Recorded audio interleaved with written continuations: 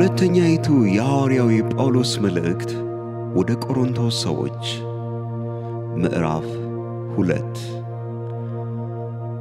ነገር ግን ዳግመኛ በሐዘን ወደ እናንተ እንዳልመጣ ስለ እኔ ቆረጥሁ።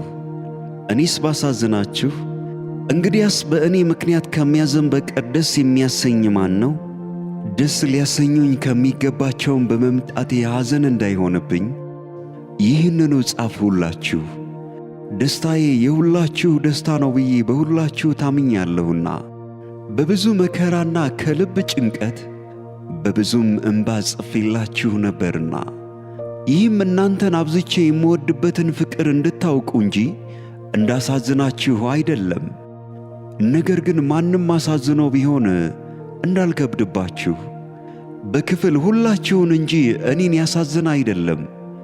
እንደዚህ ላለ ሰው ይህ ከእናንተ የምትበዙት የቀጣችሁት ቅጣት ይበቃዋልና፣ እንደዚህ ያለው ከልክ በሚበዛ ሐዘን እንዳይዋጥ ይልቅ ተመልሳችሁ ይቅር ማለትና ማጽናናት ይገባችኋል።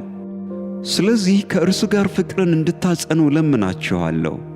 ስለዚህ ደግሞ ጽፌ ነበርና በሁሉ የምትታዘዙ እንደሆናችሁ የእናንተን መፈተን አውቅ ዘንድ አሳቤ ነበር።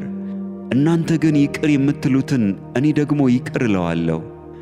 እኔም ይቅር ካልሁ ይቅር ያልሁትን ስለ እናንተ በክርስቶስ ፊት ይቅር ብያለሁ። በሰይጣን እንዳንታለል የእርሱን ሐሳብ አንስተውምና። ስለ ክርስቶስም ወንጌል ወደ ጢሮአዳ በመጣሁ ጊዜ ለጌታ ሥራ በር ምንም ቢከፈትልኝ ቲቶን ወንድሜን ስላላገኘሁት መንፈሴ ዕረፍት አልነበረውም።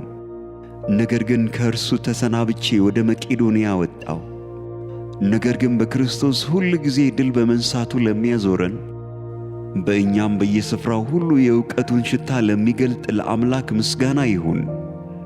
በሚድኑቱና በሚጠፉቱ ዘንድ ለእግዚአብሔር የክርስቶስ መዓዛ ነንና፣ ለእነዚህ ለሞት የሚሆን የሞት ሽታ፣ ለእነዚያም ለሕይወት የሚሆን የሕይወት ሽታ ነን።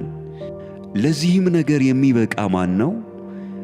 የእግዚአብሔርን ቃል ቀላቅለው እንደሚሸቃቀጡት እንደ ብዙዎቹ አይደለንምና፣ በቅንነት ግን ከእግዚአብሔር እንደተላክን በእግዚአብሔር ፊት በክርስቶስ ሆነን እንናገራለን።